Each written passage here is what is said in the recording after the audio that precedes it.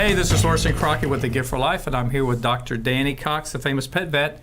And Dr. Danny, here is your question of the week. How do I avoid snake bites, especially around creeks, golf courses, rural area, hiking, biking trails, wooded parks, and areas?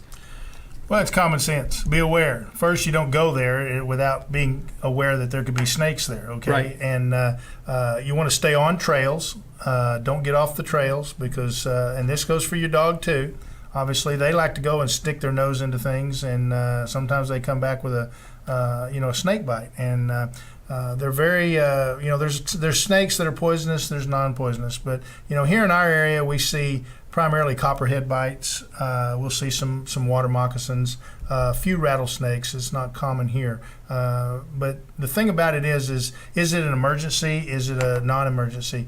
Any snake bite, I rate as an emergency until deemed otherwise. Okay, so you need to get it into your veterinarian immediately. Let your veterinarian establish, what the consideration is. Where was the dog bitten? Was it if you have the snake, if you can tell them what it was, that's very important.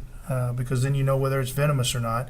And you're going to have that dog treated regardless. They're going to have to treat the wound. They're going to have to treat the dog with IV fluids, with antihistamines. They're going to, in many cases, you'll use steroids. In most cases, all cases, I use steroids in my patients. In some cases, you'll have an anti-venom kit that they'll use in an emergency hospital.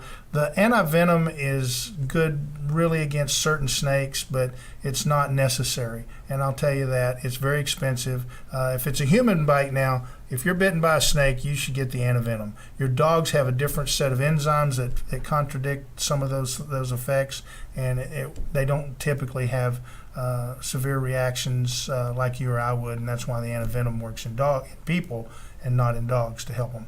But you got to get through the crisis and maintain their hydration and try to get some of those toxins flushed out of their system. Fantastic. That is some good information. So just be aware where your pet is.